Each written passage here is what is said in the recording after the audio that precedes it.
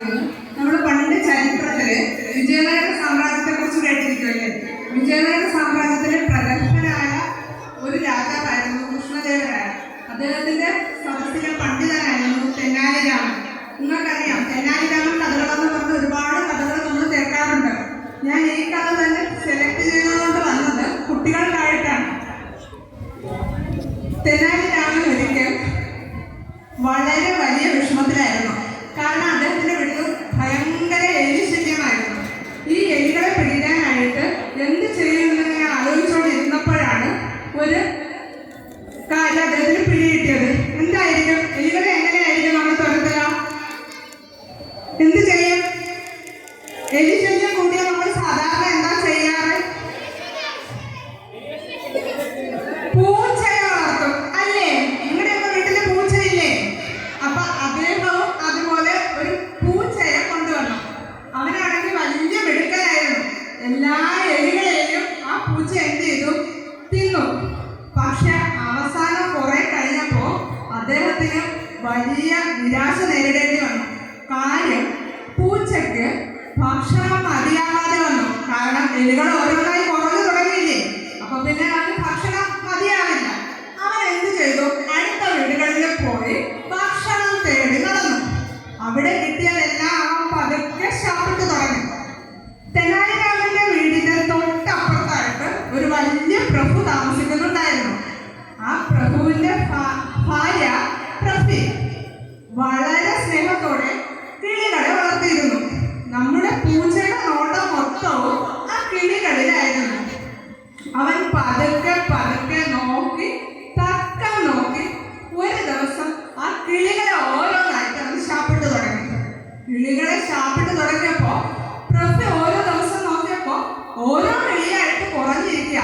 പ്രഭുക്ക് വളരെ ഓമനയായിട്ട് വളർത്തിയ കിളികളാണ്. പ്രഭു കാത്തിരുന്ന് കണ്ടുപിടിച്ചു ആരാ ഈ കിളികളെയൊക്കെ കൊല്ലുന്നേ. നോക്കിയപ്പോഴാ മനസ്സിലാവുന്നേ ആരാ അത്?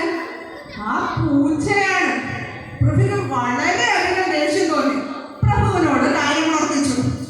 എനിക്ക് എങ്ങനെയെങ്കിലും ആ പൂച്ചയെ കൊന്നേ മതിയാവും. പ്രഭു പറഞ്ഞു, വഴിയുണ്ടാക്കാം, നോക്കട്ടെ. ഒരു ദിവസം തക്ക നോക്കിയിരുന്ന പ്രഭുവും പ്രഭുവും കാര്യസ്ഥന്മാരും കൂടി പൂച്ചയെ പിടിച്ചു.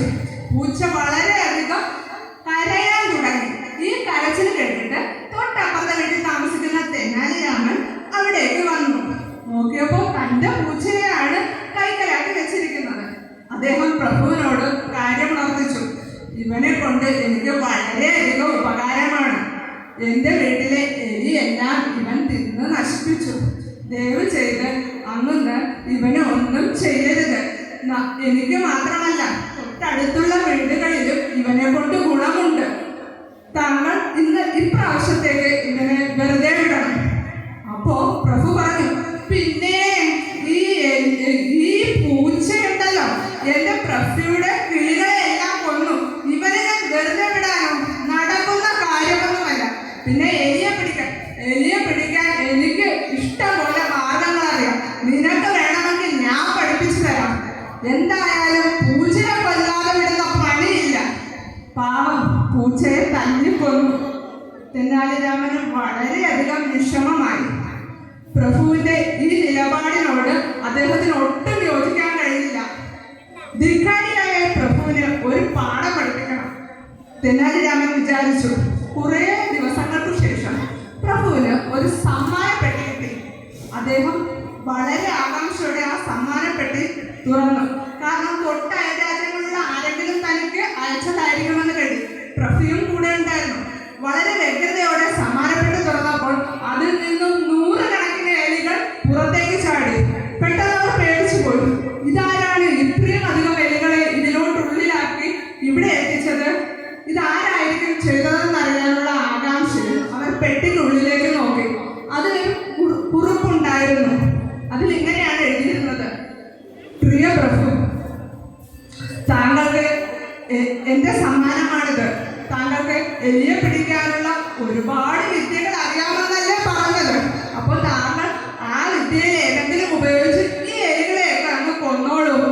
മാത്രവുമല്ല, എനിക്കത് പഠിപ്പിച്ചു തരാമെന്നല്ലേ പറഞ്ഞത്? അപ്പോൾ ആദ്യം അത്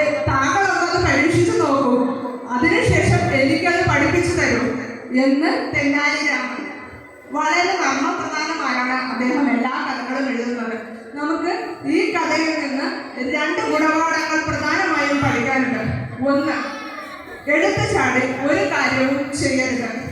രണ്ടാമതൊന്നും കൂടി ആലോചിച്ചിട്ട് മാത്രമേ എന്ത് കാര്യവും ചെയ്യാവൂ. 2, ഭൂമിയിൽ ഒരു ജീവനുള്ള വസ്തുവും നിസ്സാരമാവുന്നതല്ല. എല്ലാത്തിനും അതിൻ്റെതായ ഒരു ധർമ്മം